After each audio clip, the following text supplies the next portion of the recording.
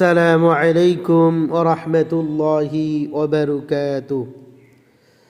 সম্মানিত মুসলমান ভাই ও বোনেরা, আজকে আমরা 26 নং তাসবিহ পড়ব ইনশাআল্লাহ।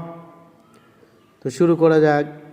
যেটা ওকফে লাজিম বলা হয়, যেখানে ওকফ করতেই হবে, না করলে গুনাহ হবে, এটাকে ওকফে লাজিম বলা হয়।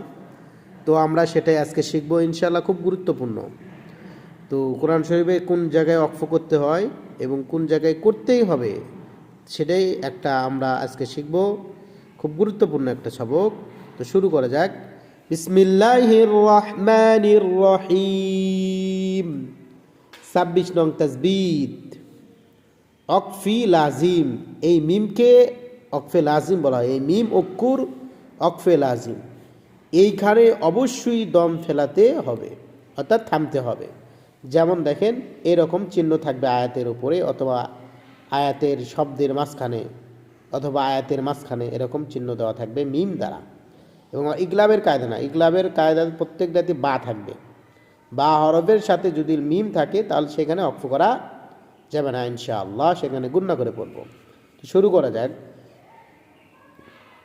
হামজা বাজের ইব, র খারা জবর র, হায়েজের হি, মিম জবর মা, ইব রহিমা।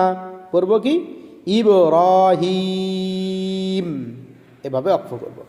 মিম নুনজের মিন, হা মিম পেশ হুম, মিন হুম, মিন হুম, মিন হুমই আমরা পড়ব, মিন হুম। ইয়া পেশ ইউ, হা লিফ জবর হা, you Ha, ফাজের fee, you Hafi. যাও পেশ জু, নুন জবর না, জুনা, ইউ হাফিজুন, ইউ হাফিজুন। এভাবে আমরা এই ওকফে লাজিমটা শিখবো ইনশাআল্লাহ এবং মুখস্থ রাখার চেষ্টা করব ইনশাআল্লাহ। আল্লাহ তাআলা আমাদেরকে তৌফিক দান করুন।